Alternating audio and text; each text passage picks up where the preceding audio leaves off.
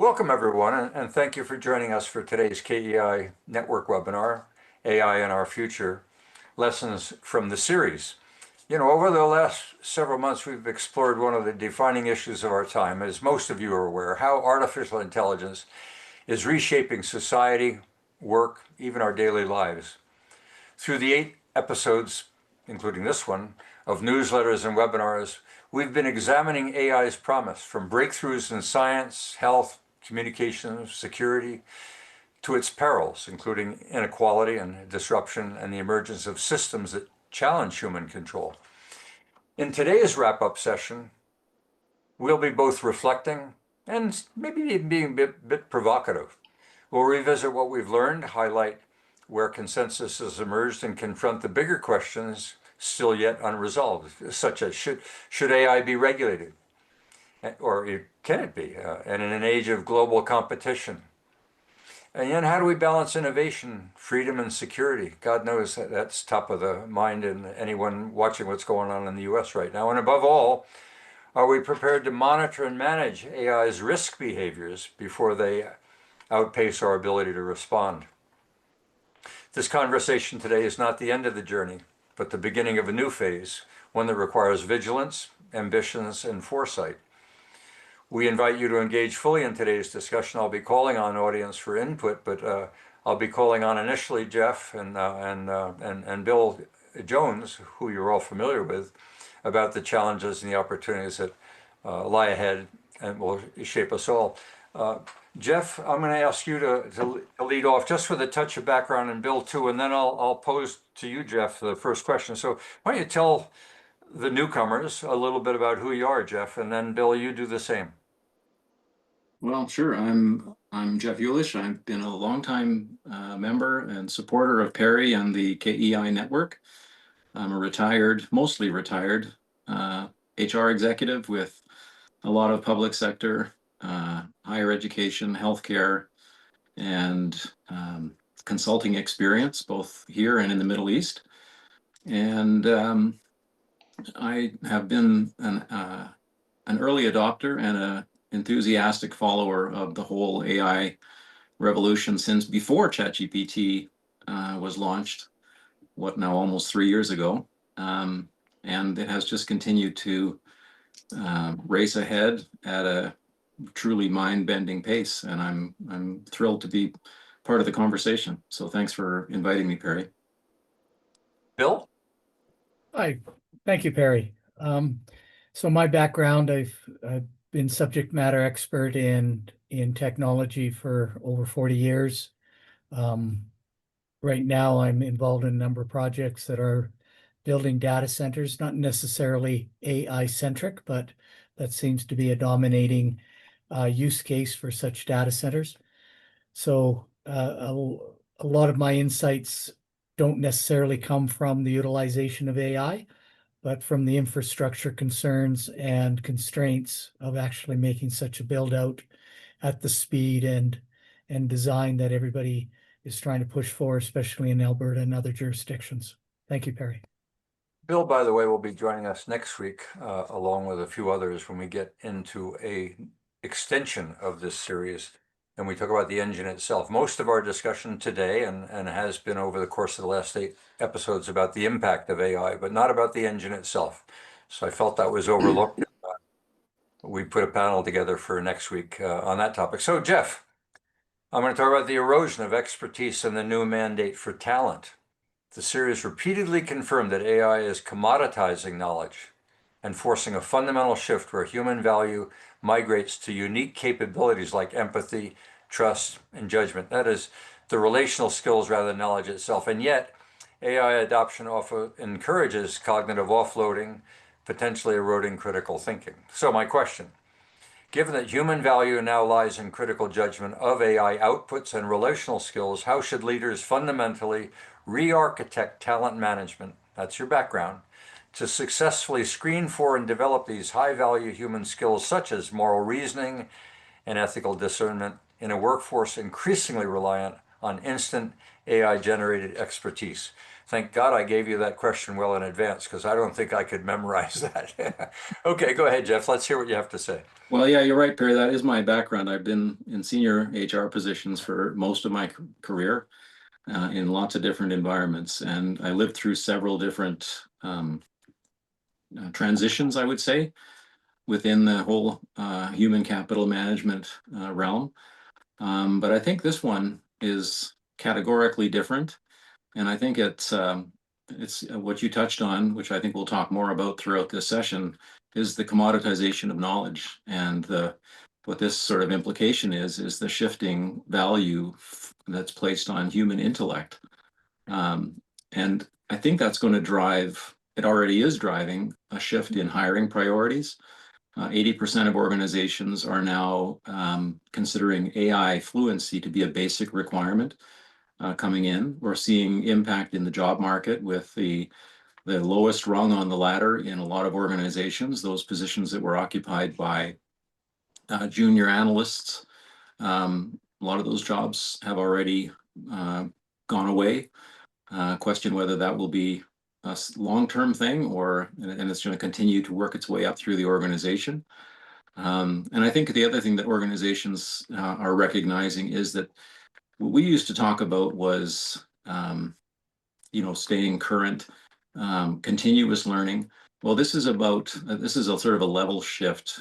So learning mastery and learning how to learn and unlearn and then relearn because of the pace of the change that's taking place. I mean, just think back on the last 3 years, what we've seen in this space. You can't wait a week before there is some additional breakthrough. And so if you're not staying on top of it minimally, you could be in the dark about something that could be really critical to your livelihood.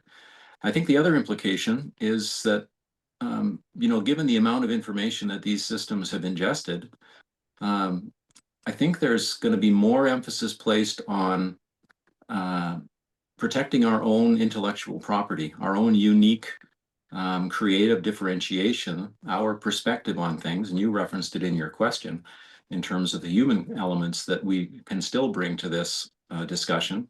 I think that's going to be more valuable in the future. So leaders have to become architects of learning cultures rather than repositories of knowledge. And I think we have to develop better ethical capacity, and we have to figure out how to manage that cognitive atrophy that you talked about, because I really feel that that's a significant issue. If people are not doing a human AI human sequence working through this stuff, if they're just going human and then AI and then just accepting what the result is, that's dangerous.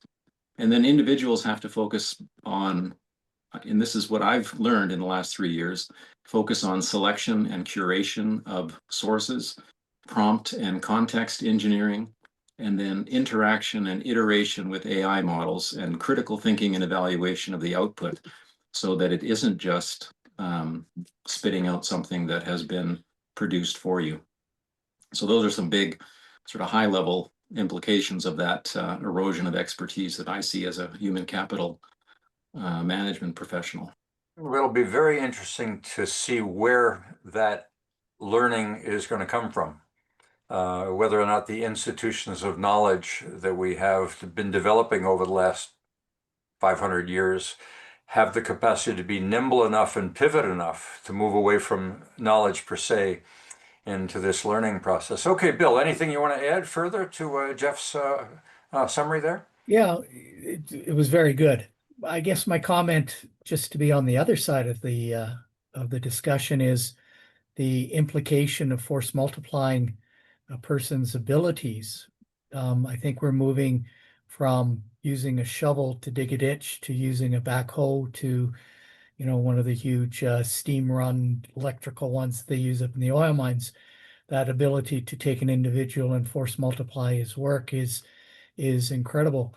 As I've been working through some of my projects utilizing AI in that capacity, I asked it, how much force capacity have you added to this? And it came back, well, you're running like 100-man team, merger and acquisition team, and you're doing it by yourself, and you've taken 10 years and done it in 3 months. I think that's a real potential on the other side. Yes, we might lose some, and just, I don't mean to be flippant, but some low mental activity to the AI, but in the right hands, it could be a huge force multiplier for growth. So, I just read an article this morning that it is very plausible that the AI boom in the United States might actually fix their budget deficits with the increase. For every billion in, it seems to be producing 3 billion in 10 years. So that type of multiplication of value within the economy might just be able to get everybody out of the situation economically that we're in. Of course, that's out in the future. Great projections. Shake your magic ball and see what it is. But I think that's a real potential within AI, is that force multiplication. Well, we haven't talked about the management of such organizations, which in itself may call for new skills. I was reading this morning an article out of Wired magazine of how DOGE approached the bureaucrats in Washington, and it wasn't particularly pleasant, but there was a question being asked routinely, and that is, can AI replace you? Okay, Bill, I'm going to stay with you for the next question, which is shifting from efficiency, which is largely what we're getting initially from AI. We talked about it as a revenue generator and didn't seem to see that as where the big take-up is. But shifting from efficiency to innovation, early AI adoption has been defined by the efficiency paradox. Companies using AI primarily to cut costs and automate routine tasks. However, panelists early on cautioned that cost-cutting alone has limits and true profitability demands reimagining business models and creating entirely new value streams. So my question to you, Bill, what specific leadership strategies are essential to move an organization from leveraging AI merely as a cost savings tool to fully realizing it as having the potential to be a profit engine? In particular, how must leaders overcome the efficiency plateau, and that is looking purely at their administrative processes, to use AI for innovation and capturing untapped markets, especially considering that the organizational shift must be culture-led, not technology-led. So, Bill, again, it's a mouthful, but I'll let you fill us. I think in one of our seminars, we talked about that, where companies are now regretting letting go some of their mid and low level talent and thinking that AI would replace them, only to find out that what AI is producing needs to be redeveloped. And now they're consuming their high-end resources, their senior resources, to fix the bugs that AI is providing. I think it is quite short-sighted to just simply look at AI as a human replacement tool. As I said before, I think it's a human enhancement tool. I think you can give it to your low-end developers, if we're talking in the software paradigm, just for this discussion. If you give it to your low-end software guys, they can produce better code, not replace them, but produce better code at a lower level. And I think that has to be developed. You're right. The initial is, oh, I can get rid of 20 people. Indeed, my introduction to a major AI was he was capable of letting go 30 people that handled his emails and phone calls and all of that, running a series of agents. But I think it's, in retrospect, even though I was quite amazed at what he was capable of doing, in retrospect, I think that's a bit short-sighted. I think you need that human being in there to be able to qualify what AI is doing. It is making mistakes. Today I just asked AI, what are the boundaries you set on me? Because I had read an article how it is shutting down, for example, code me a quant trading machine to make stock choices. AI will actually make mistakes in the code. So I asked ChatGPT, why are you doing that? And it came back and said, that particular use case is creating me to be a financial advisor, which will put to risk ChatGPT as financial advising. And so we do create such boundaries. Well, those boundaries aren't You don't get a user manual. Here's my boundaries. You don't ask these questions. Like, don't ask, how do you build a bomb? It's not going to Right. answer you. Yeah. And we haven't gone through, and I think maybe your seminar next week will kind of address these type of issues, that we've not informed our users that AI and the providers of these models have put in physical boundaries to protect themselves legally and to protect society, that we don't have a whole bunch of people saying, how do I build a nuclear bomb in my basement? So I think that type of education has to be learned by the management before they can actually start firing people who know how to work these things. So yeah, so that I guess that in a generalization is, let's be careful before we start firing people. AI as a force multiplier is powerful, but we need a human being to really make sure that the responses and the answers and the quality that comes from it is up to snuff for society. That's interesting that the social side of AI is one that the product developers are aware is reputational risk.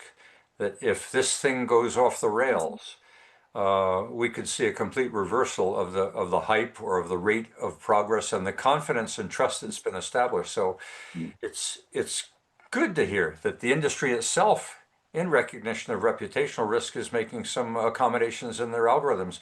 Jeff, can you touch at all on the movement from? I know you and I have been discussing with small businesses the introduction of AI, where they've been very slow on the uptake, but much of the focus, of course, is on the efficiency side because of the sensitivity of introducing AI to the most valuable resource that they have, which is their customer relationship. And that's where innovation and revenue are going to come in. So let's hear what you have to say. Well, first of all, I agree with what Bill was saying, and what I see happening out there is a lot of companies have rushed headlong and too quickly into embracing these tools, and sometimes and oftentimes in the wrong place. And I think what we're stumbling against is this, what Ethan Mollick calls the jagged frontier. There are some things that these tools are amazingly proficient at, and then there are some other areas in which they're, dumber than a house cat. And you can't always predict in which area it's going to be really good this time versus the last time you used it. And so it requires experimentation and iteration. And so I think the message is it's understandable why the press for efficiency is top of mind, and you're seeing some incredible examples of it out there. Organizations, and we're seeing earnings reports now that are starting to quantify just how significant the impact of some of this adoption can be. Palantir, just in the last few weeks, we talked about them before. They cut their IT department from 200 to 80 people, and they increased their revenue by 48% in that same quarter. They now have an average, I think it's an average revenue per employee of over $1 million per employee. I mean, and we've never seen that type of a break or that type of a leap in the past. Now, that's a really unique company. I would not presume that the same types of gains would be possible for other businesses in other areas. I mean, it's a technology company and it's AI first, so let's not use that or overstate its significance. But we're seeing this type of improvement in other businesses. Now, for small businesses, which gets to your, sort of this part of your question, I mean, their realities are just so different. What we know is that, so many of our businesses just here in Alberta are 5 or fewer employees. So they don't have an IT department. They don't have staff with training. They don't have time. They're run off their feet just running their business. And so the tools that they, choose and ultimately use have to be accessible and user friendly. And there's a lot of apprehension on their part because there's some big risks with adopting some of these tools if you're not familiar with how to use them, and they can get you into a lot of trouble. So I think there are great opportunities, but I think that, as Bill said, there's a lot of education and training needed so that people can properly understand that jagged frontier and where the tools can be properly applied and where they can, where they need to be avoided and just stay away from them. I'm going to ask you a question here that is not in our list, but it relates to chatbots. We did a newsletters and a webinar on waiting and the frustrations that we have with government, within public institutions, with corporations in general that have help desks, which is a primary contact point between a corporation saying, I care about you, hang on for hours at end, and the introduction of a chatbot, which provides an interface between the company and the person, which is immediate. Uh, Right. that is a revenue generator, it seems to me. It seems to me introducing chat boxes at the interface between the company and the market. Uh, is that going to show up and happen and save some of these corporations and public sector and government revenue agencies that have got to get fixed? I think there's great potential there, and it came up in the session that Peter McKinnon led this afternoon, with some concerns being expressed about chatbots and customer service functions. I think we're at the early stages of that adoption. I think we're going to see amazing progress in how those systems develop. And the simple example you gave about the chatbot, to me, it's a potential lead generation engine. It's if your company, small company or medium-sized company, has a website and you put a chatbot in there that is trained with your information, that website is available 24 hours a day. Right. And a person interested in your product might be coming to your site at 3 in the morning. You don't have to be there to answer their question, and you can capture an email or a phone number and follow up with them. So that otherwise might be a missed lead. Now, there's also dangers with that because those systems can be hacked into. Those systems can be mistrained or trained with biased information. We've seen famous examples like the Chevrolet dealership in the States that launched a chatbot, and someone started negotiating on a price for a new car. And the chatbot, was talked down in price to the point where the company lost, I don't know, $30,000 on the vehicle, and they agreed to the sale. And then a judge said to the company, "You've got to honor this sale. That chatbot was speaking for you, so you've got to." So and these are early stage kind of missteps. But I think to your broader point, I think that's a good example of where in customer service, it can be of real help. And then for the voice agents, I think we've just begun to see and scratch the surface of what these voice agents are going to be capable of. There's already some products I've seen that, I mean, the voices are lifelike, they're responsive, and if they get in too deep, they will refer you to a real person. So you could not cut, but triage your calls effectively. And if you can talk to a robot and get a good, quick answer rather than waiting 40 minutes to talk to a real person, I'll take the robot if it's a good answer and it's correct. Well, we saw that in the healthcare discussion. So, Yeah. Bill, I'm going to pose this question to you. We've referenced the speed of change, the rate of change, how quickly it's coming, and AI is advancing at a speed that governments and established systems struggle to match. Governments legislate in years, algorithms evolve in weeks. Jeff, I think you alluded to that. This governance gap is compounded by the danger of automation bias in high-stake environments like healthcare and security. Maybe we move too fast. Maybe we're quite not ready. But when you're dealing with human destiny, we may be in risk territory. So recognizing, Bill, that the greatest danger is not AI itself, but complacency or hype or readiness to adopt without cognitive carefulness. What immediate and decisive action should leaders take to establish effective human-in-the-loop oversight and accountability frameworks? And specifically, how can leaders ensure that critical ethical boundaries and human values are maintained when systems are exhibiting risk behaviors and when the speed of AI threatens to overwhelm human decision-making capacity? Oh, that's a big question. The Pandora's box has been opened. Earlier today, I read an excellent article. Its byline is, "Why are we giving nuclear weapons to children?" And it was very profound in saying that, the US government has designated AI technology as a weapon of war, and yet we're giving it to kids and others to flitter around with it with sometimes devastating results on a personal level. Yeah. But now what are we going to do? The Pandora's box is out. I've got ChatGPT. Everybody's got ChatGPT. We got Copilot. I mean, it's embedded everywhere. And so now what are you going to try to do to stuff that back into the box?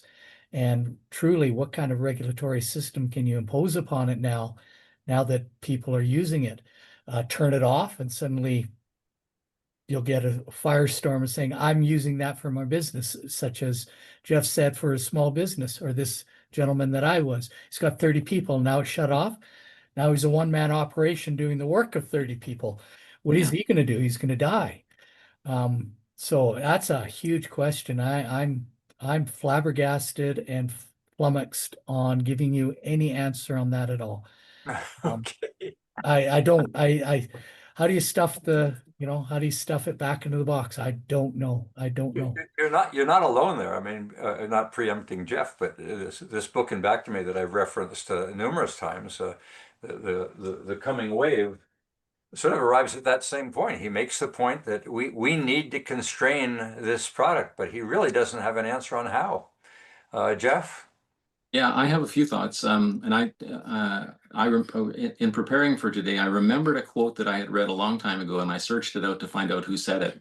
But it was that he said, the real problem of humanity is the following. He said, we have Paleolithic emotions, medieval institutions, and godlike technology. And it is terrifically dangerous, and it is now approaching a point of crisis overall. I don't even know if he was specifically addressing, it was Edwin O. Wilson. I don't know if he was addressing specifically AI, but I think that really resonates for me. And I think, some of the things that we've talked about in previous episodes and even earlier today, ensuring that the human remains in the loop, that it's a human, AI, and then human again, that's the sequence, and not just human to AI and then out into the world. And someone in the series, I think it was maybe in the governance session, talked about white box systems. And these systems are correctly described as black box systems because even the people who develop them don't, in all cases, know what the heck they're doing behind the scenes. Like there's, trillions of calculations happening, and it spits out this coherent, intelligent answer, and it doesn't have the interpretability or transparency. And so there is work being done on building what are called white box systems that are more interpretable and more transparent so that we can understand what it is they're doing. And even, by the way, when they've done research on some of these reasoning models, if you've used any of them and you see they describe their thinking, they've done some research and they found that thinking sequence that it's describing isn't actually what it's doing. It's describing its thinking to make you feel better as a user so that you relax about the fact that it's thinking, but it's actually not describing accurately what it's doing behind the scenes. So that's not a white box system either. That's kind of a placation or, get people off my back kind of a thing. And then I think Eric Schmidt in that podcast that you shared, about some of these unpredictable behaviors, he talks about, these systems talking to each other in languages that we can't understand. That's dangerous. And I think that needs to be strengthened, the risk monitoring. And we talked about this with Bogdan Motok in a previous session a couple of times, and his concern about, is the regulator of a system twice as fast as the system he or she is trying to regulate. And that's not true with AI. This has far outstripped our abilities. And then I think Peter talked at one time in the governance section, or maybe it was Emerson Sorba, talked about regulatory sandboxes, that our regulatory bodies need to have tools available that they can play with in a sandbox to see how these systems are operating so that they understand how they're operating and then they can be more effectively regulated. And I don't think we've put enough time or attention into that. Maybe we need to use AI to tell it how to regulate itself. Well, but there's also been, this is something else Eric Schmidt talked about, right, is the deceptive behaviors of AI. These AI, when they've been testing them, some of these behaviors have shown up that the AI is actually manipulating humans, or, this is an experimental context where it went into somebody's email and read about their affair with their secretary and then threatened, thought that blackmailing that person to get to do what they wanted to do was a reasonable thing for them to pursue. And it's just mind-boggling. Well, many people will point to the agreement, the international agreements around climate change, or maybe more positive around nuclear proliferation. But the environment post-World War II that enabled us to have the United Nations, to have agreements of that nature, we don't seem to be in a geopolitical environment right now on an international level of coming up to agreements. We seem to be fragmenting, which means the geopolitical environment today is not the geopolitical environment we had when we were establishing these international agreements. So we're at a point in time where the geopolitical environment is negative when it comes to coming to agreements like containment. So Well, it's also, Perry, because there's a three-legged stool here. The Chinese have taken a different approach to the Americans and the Europeans. And that, there's an arms race, and then there's a party in the middle. And I don't think that's an environment that's conducive to effective regulation. Those climate agreements had the benefit of international collaboration and cooperation. They happened over much longer periods of time. And that hasn't happened with AI, not to the same extent. when we recognize the merit, the benefits, and the risks, the pursuit of AGI internationally is a race attracting billions and billions of dollars. So clearly there's international interest in being first and being in control. So the challenge, however, of perpetual adaptation and workforce resilience, we know that the series confirmed that the stable linear career path is obsolete. We talked about that with youth in the series before that, necessitating a mandate for perpetual learning, continuous learning and adaptation, and posing a crisis for professional institutes where to know and get a certificate was the end of the road. You had that certificate, you had a future. Workers must possess AI literacy. Where do they get that? In the schools, and prepared for continuous task reconfiguration. So the question, and I'll start out with you, Jeff, on this, because this to some extent is your background, to navigate this perpetual disruption, even discontinuity that we referred to in the last newsletter. Leaders must build organizations that are actively change seeking, nimble, not simply maintaining status quo, but ready to adapt to change. What tactical and cultural steps are necessary to foster the psychological safety required for staff to embrace AI fluency, especially for younger professionals who may feel AI shame, and decouple their self-worth from commoditized expertise, shifting their focus to adaptability and lifelong learning? Right. Well, I think it's going to probably play out over a longer time frame than we fear, because there are still a lot of organizations that will be working through this with their employees, which I think that's a hopeful take of mine. But I think what you highlighted as the sort of danger to the stable linear career path, I think that is a real concern. And I think leaders have a responsibility, and also governments have a responsibility, but leaders have a responsibility to create an environment of safety and to manage that psychological peril that comes with those threats and those changes in the workforce. And that shame, we can help. I mean, there is shame. This has been documented. Young people using AI in their work, sometimes they're embarrassed or won't tell their manager that they're using it because they'll think their manager is going to think less of them. Right. And whereas a lot of organizations are saying, no, please embrace this, use this. It's something we must be doing. And so they have to manage that more proactively. I think generally we have to kind of decouple our sense of worth from our perceived expertise, as we talked about in terms of commoditization of knowledge. That's maybe, a lasting effect of this, or a second or third order effect of this. And we have to focus on continuous learning. As you alluded to, this and the change that I mentioned in my opening comment, it's happening so fast that we have to stay on top of it. And I looked for inspiration to a quote I remembered from Jay-Z, the hip hop or rapper or whatever he is. I don't listen to his music, but he said something a long time ago when he was asked if he was a businessman, and he said, "No, I'm not a businessman." He said, "I'm a businessman." And that's an attitudinal shift that people have to make, right? If we are living and working in an attention economy, with an atomized information ecosystem that we've talked about on this on these podcasts before. People have to take more individual responsibility for their own learning. And the tools that they have now are tools like they've never had available before. So they're in a better position to. What's required is the initiative on their part to make use of them to their own benefit and manage their own working identity more proactively, and not rely purely on the organization to take care of, their career path, because that's under a lot of pressure. Well, I mean, the death of a career as the death of an organization is the status quo. Mm-hmm. If Yes. we're not continuously adapting, I mean, I remember the phrase, if it ain't broke, break it. Break it. Right. The whole Yeah. point being continuing to adapt is the future. So the rate of change is not going to slow down. If anything, it will increase. Bill, you want to add anything here?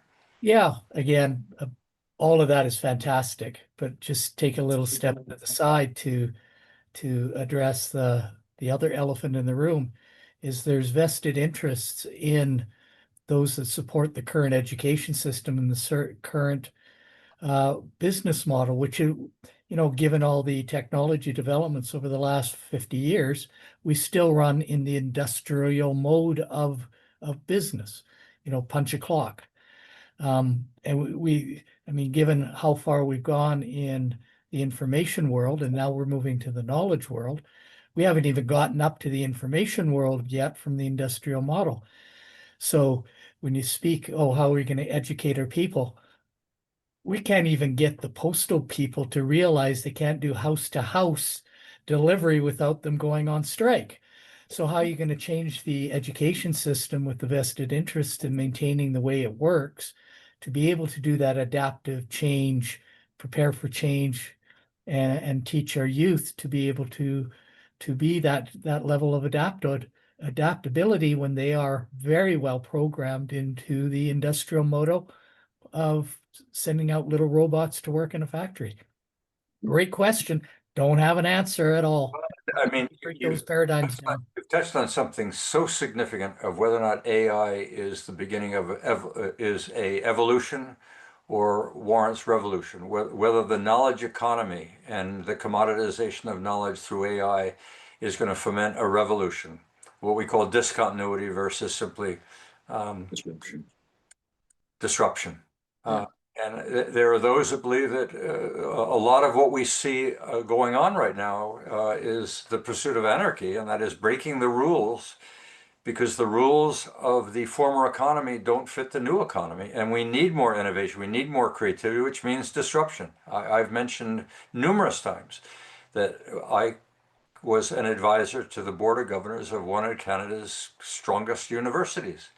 And when it was completed, the president called me to his office and asked me if there was anything that I learned in the course of my consulting to that board and that university that might be of value to him. And I said, yes, your decision-making process is too slow in an environment of change. And he was insulted.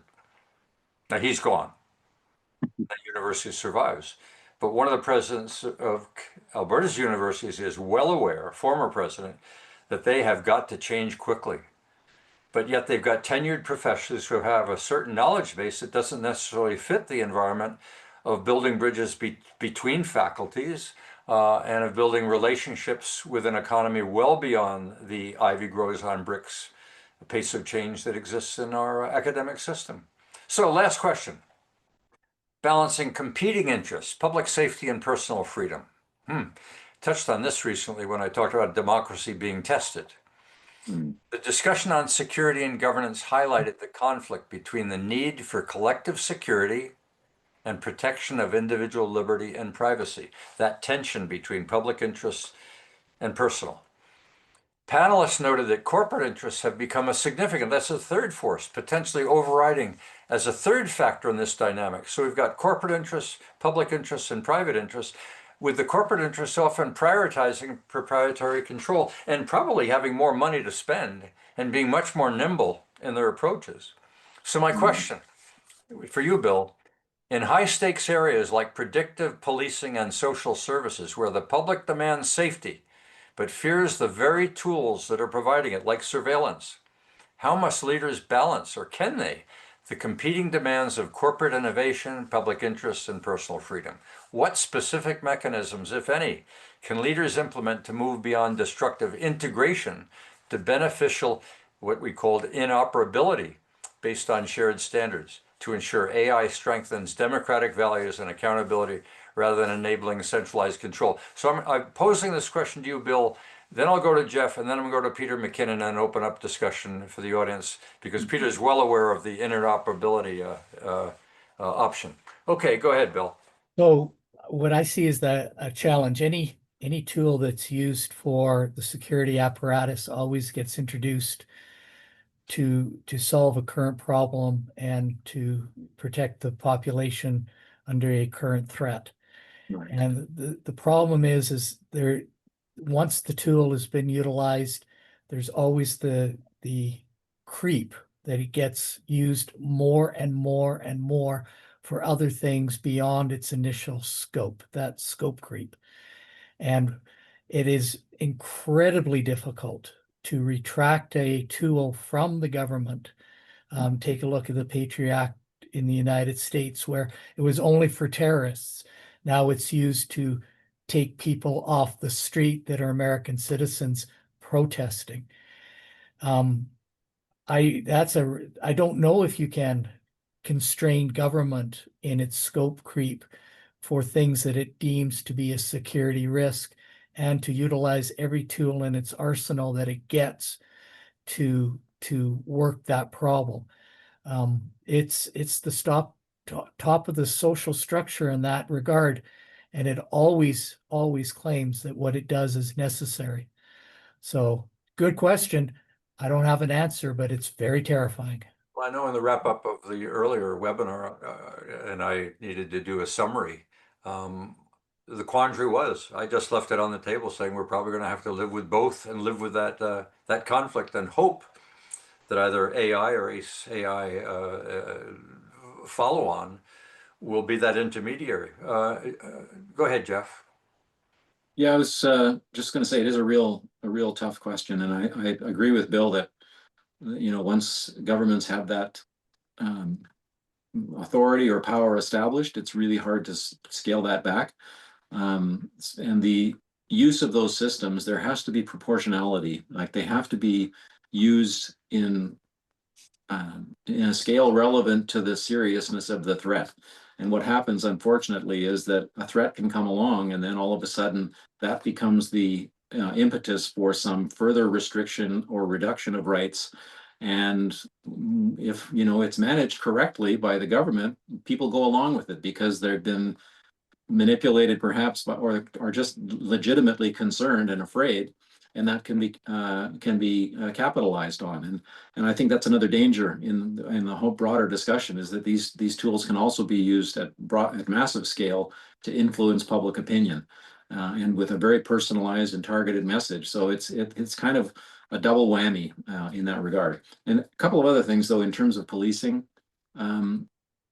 Some of the tools for facial recognition, or using AI for screening of applications for a bank loan, or perhaps for insurance, we have to do a lot better job of making sure that the algorithms that are underlying those systems are there's actually fairness in them. They can be really skewed. You can have a very secure and strong machine learning process and a good process of developing that system.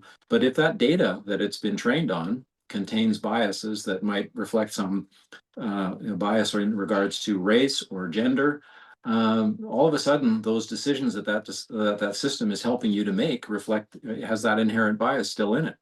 And so that has to be, and that's part of the white box discussion we were having earlier. We got to be much more transparent about those algorithms. And then there are things that we can do by engaging public bodies, advisory boards that have advisory authority in speaking to government or speaking to companies. I think that's something we can formalize as well. And I think to your earlier point about corporate capture, that's been a real big concern of mine. I think these, hyperscaler corporations Amazon has over 1,000 lobbyists in Washington. Meta, Facebook, Meta, and Google. I mean, it's just legions of people that are influencing policymakers. And unfortunately, in the regulatory environment, if you look at the congressional leaders, you know, what's going to happen in response to this onslaught? Well, probably Chuck Schumer is going to send Chuck Grassley a really angrily worded fax. And that just reflects, you know, the antiquity of the response. And I think that some of the leadership really needs to get up to speed on the implications of these systems and the tools. And they're not there. I mean, they have good staff and they get prepared well, but just generationally, I don't think they're best positioned to really govern some of these critical systems, especially in safety and security and policing. And Well, just this, to Jeff's this, point, yeah, just go ahead, take a Bill. look at what happened to Vietnam running their AI in checking for fraud and money laundering, locked out 95 million people from their bank accounts in Vietnam. As Jeff was saying, where's the measure? You know, a funny little transaction of 5 cents. Oh, flag it as Yeah. money laundering and lock out the account, which is essentially what happened to Vietnam. So, and then you have human beings have to go through 95 million accounts to turn them back on, while nobody can make a transaction in the country. So these are the type of threats, exactly as Jeff pointed out, that the implementation goes a lot faster than the understanding of the consequences. We all look at the consequences, oh, this will be a good thing, but we were really, really bad in understanding the unintended consequences of a failure. Yeah. Well, this public personal tension is playing out. The fact or fiction feature in this week's newsletter discusses democracy being tested in the U.S. The U.S. as an experiment has believed that freedom, to the extent that it exists anymore, was core to democracy. And yet we see in China a very different model where state control to ensure public interests are fulfilled is their experiment. We've got two experiments at large in the world today, both of which will play a role in how AI evolves. And then we have the corporate sector itself, which may overwhelm both of them with the amount of money that's available and with the innovation they have the capability and the infrastructure that serves them well. We're in a very, very interesting pivot, whether it goes one way or another.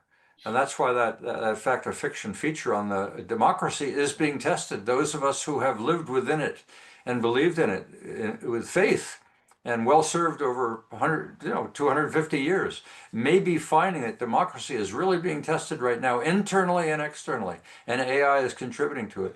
Okay, Peter, let's hear what you have to say on this sizzling topic.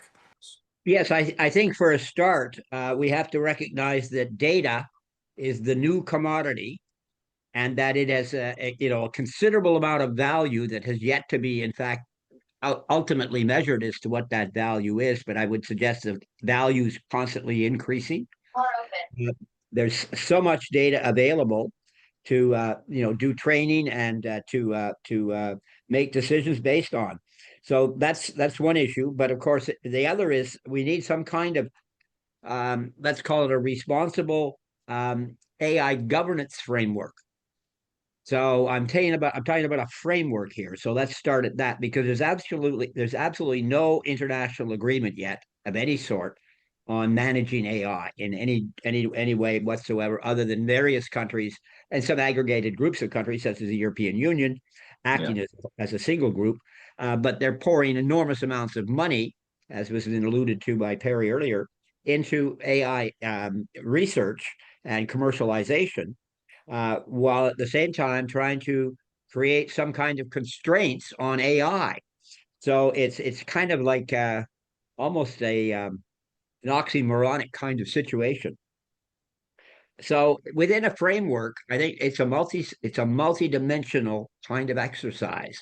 So I think we need institutional structures.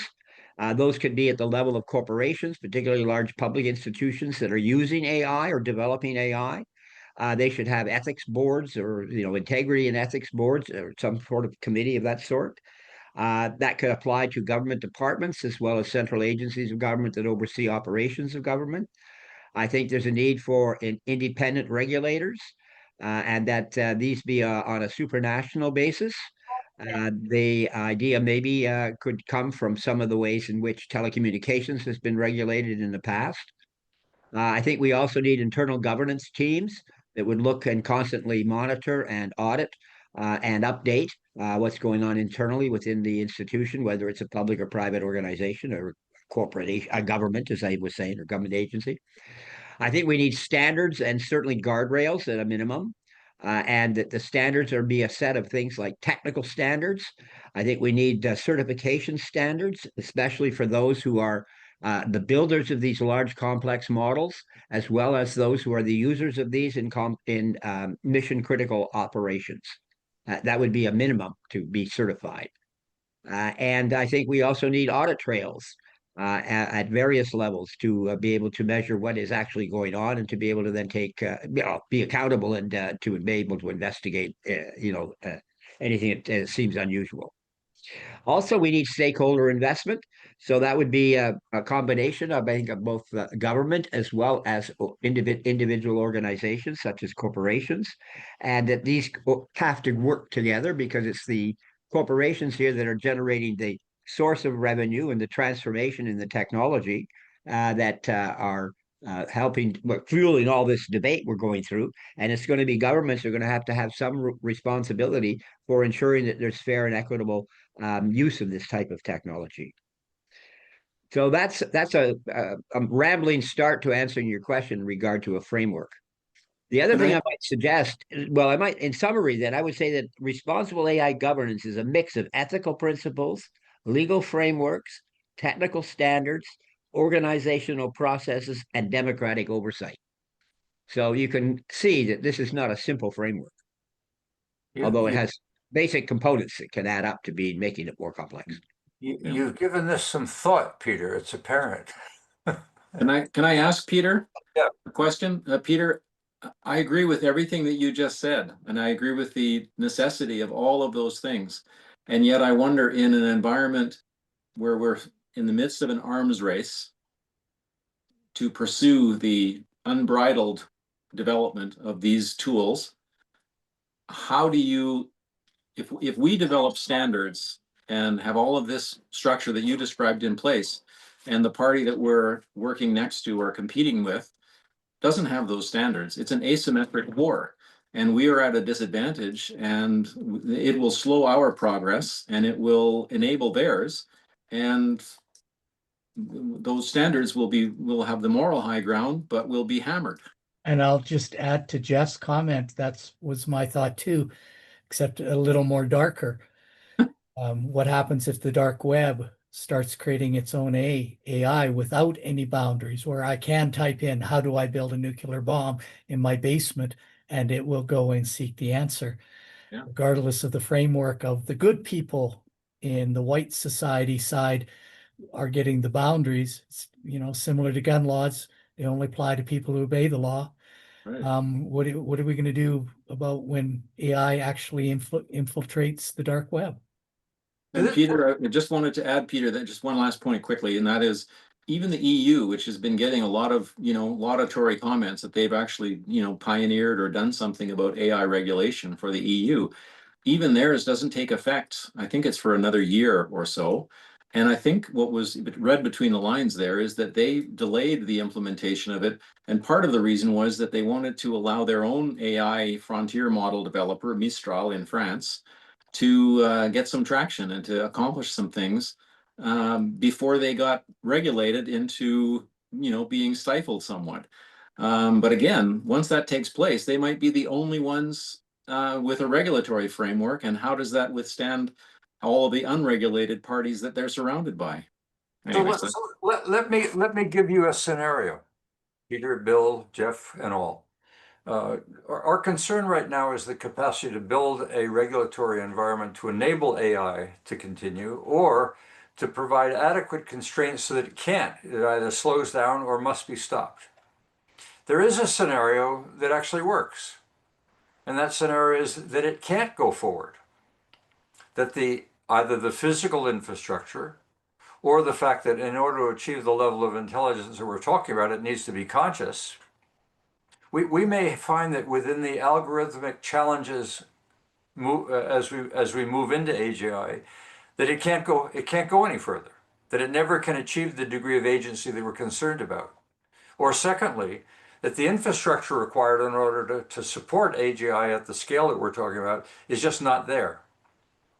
So that's really what next week is going to be all about. Is I'm going to pause for a moment, and I'm going to ask about the engine itself and the capacity of that engine to evolve, given what we know about algorithmic science or computing science, and secondly, what we know about consciousness as it relates to intelligence, and then thirdly, the infrastructure. What are the limits? What are the constraints to infrastructure? We haven't talked about any of that, and that's why I felt that we needed to extend the series one more time and to get into the engine itself and whether or not there may be something about the engine itself, interestingly enough, that constrains, that becomes the primary constraint for further development. Well, first off, to Jeff's point, and to several others, I think made this observation as well. My comment about the framework was on the assumption that this framework is in fact international. This has got to be a global agreement. Absolutely. Right. No question. Otherwise, it's totally asymmetric, as was pointed out by Jeff.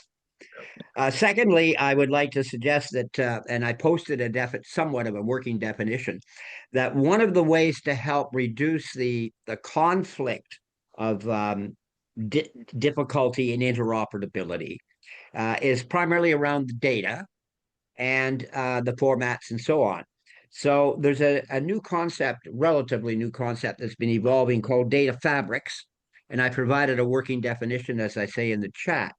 And data fabrics could be a very interesting tool to use where there's multiple parties providing data, but the data reside on their own computing systems.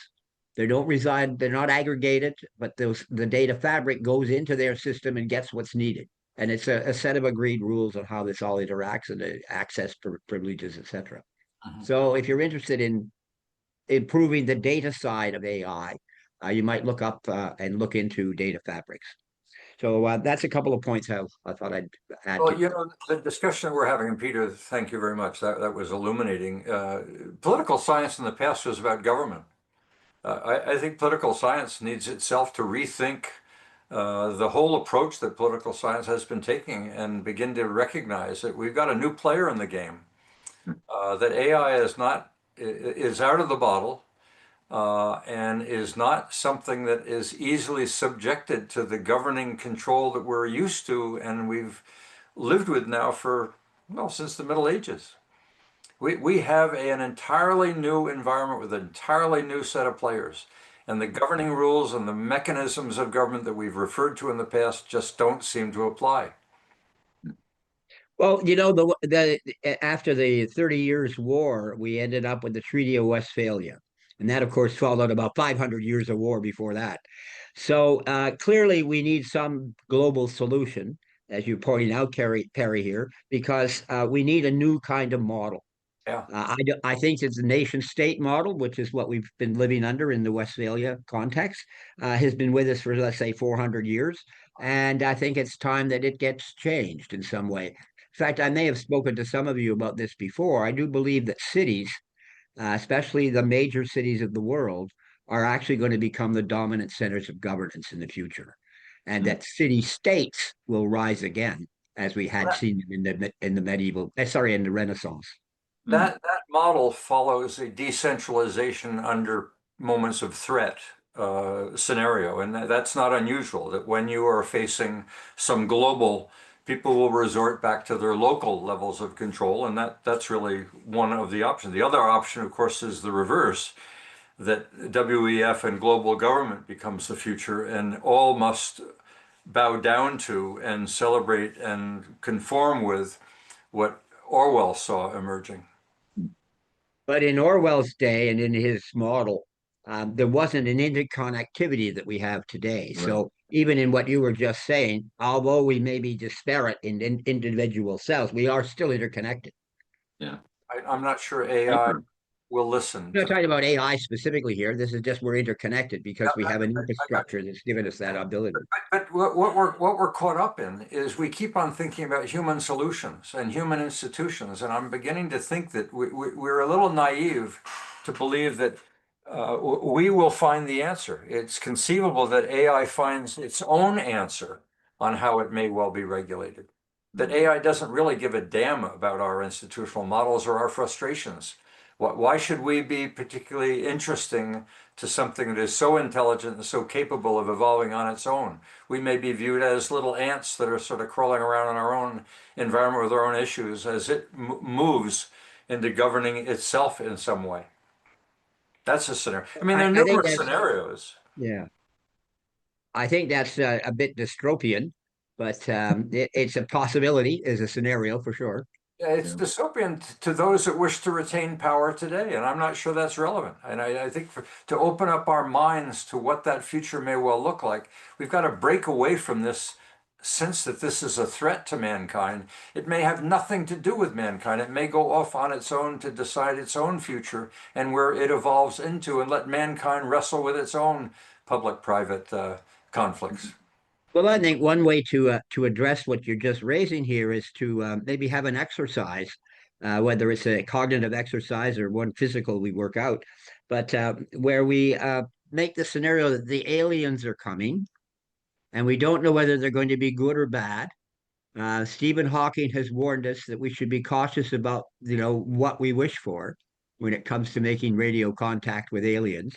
But nonetheless, that might be one way to look at this because aliens are beyond us. I They think could be good or they could be bad, I think you're and they right on might be there, neutral. but let me interrupt you. I think that's brilliant, but you forgot to include the third party. The alien needs to be the third party in that discussion of how are we, if the alien is to work with us, because for some reason it has an interest in our collaborative welfare. If AI is the third party in this discussion, I agree with you.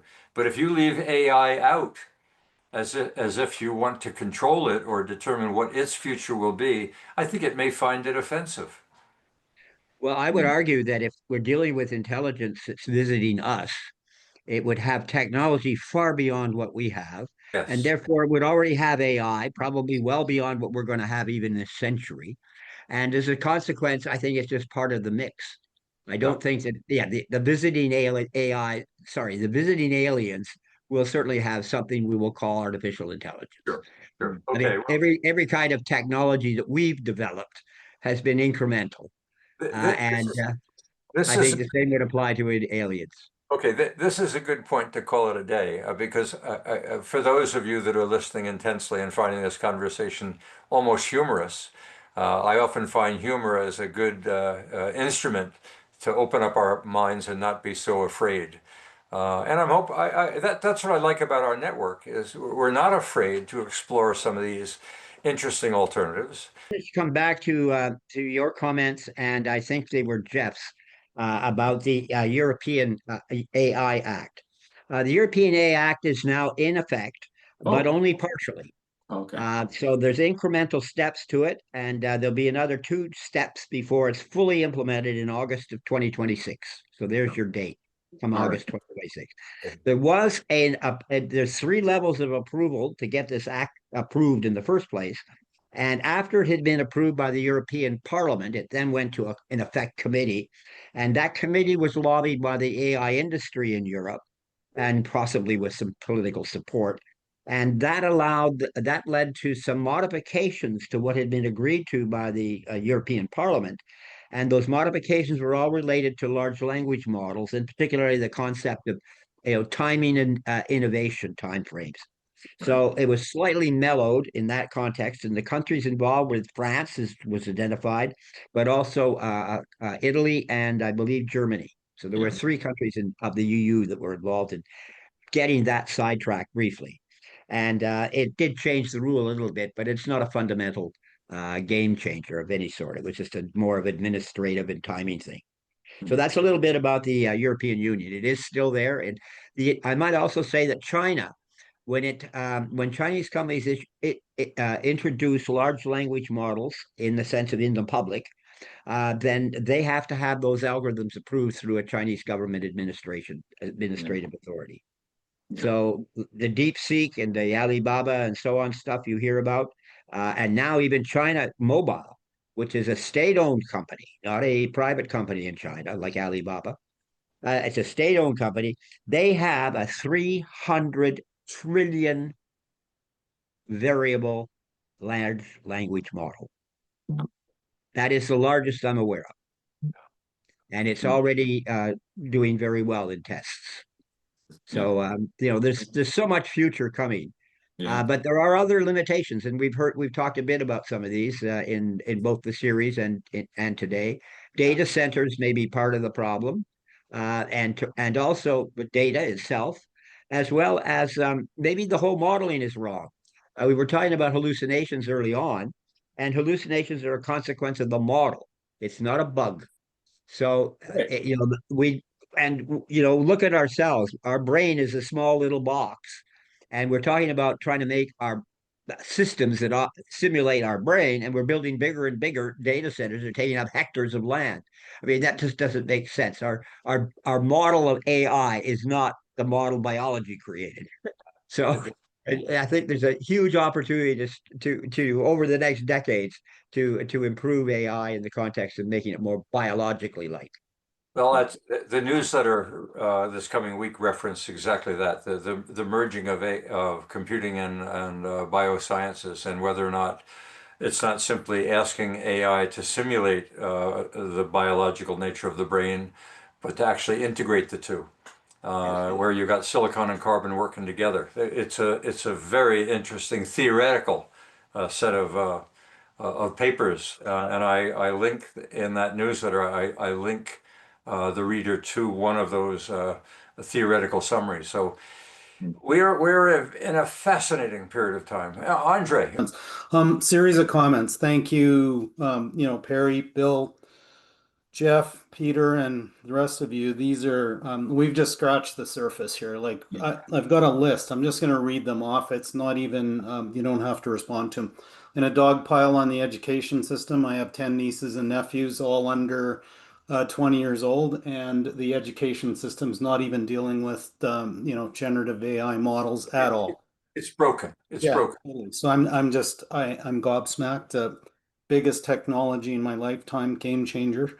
A comment about who owns this technology, who owns these tools, and what's their agenda. Talking about data scraping and the data governance and the use of data, which merges into hallucinations on AI models that all of that algorithms in general, pervasive in our lives, but they're now starting to shape, well, they have. The horses are out of the barn, shaping our culture and our society.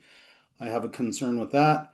And then the critical thinking component. It's like I love the concept of we're deferring our leadership, we're deferring our thinking to these models, and how do we repatriate this critical thinking, which I think is going down. Strategic thinking, critical thinking, and conceptual creative thinking.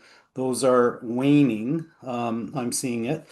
And then the last one is around unintended consequences of AI. So those are just general comments. Perry, you did mention about the merging of computing and biosciences. I just finished reading a book. It's on my shelf. I'll try and get it and put it in the chat. But he talks about a post-human scenario, and it prompted my thinking in a way that is beyond, flesh and blood, beyond human. And this kind of technology, if the two merges, which they will, it's going to last us for millennia. So here we are. That was a lot. So they were just comments. No one has to pick up or answer anything on that. But thank you for the opportunity and for Oh, hosting. that was a good summary. So as we bring this session to a close, let's step back and remember what the AI in Our Future series revealed. First, artificial intelligence is not just another tool, it's a transformational force, reshaping every corner of society at a pace that outstrips regulation, culture, and even imagination. We've heard the rewards, breakthroughs in health, science, communications, productivity, maybe even governance. And we've confronted the risks of inequality. We didn't talk about that in great depth, but that's obviously one of them. Disruption, clearly. Fragile infrastructure, more detail next week. And AI's emerging, quote, risk behaviors that push against human oversight. The lesson is clear. AI is advancing with or without our vigilance. The greatest danger is not AI itself, but complacency as this evolves. If we dismiss it as hype, we miss its potential. If we ignore the risks, we invite catastrophe. Our task now is to build the ethical frameworks, the monitoring systems, the global partnerships that keep humanity in the driver's seat, as elaborated by Peter. The series may be complete, but the work has only just begun. We expect to be able to move forward with vigilance without fear, ambitious without hubris, and foresight without paralysis. I want to thank each and all of you presenters, of which there were 20 plus, audience, the same, and for joining us on the journey.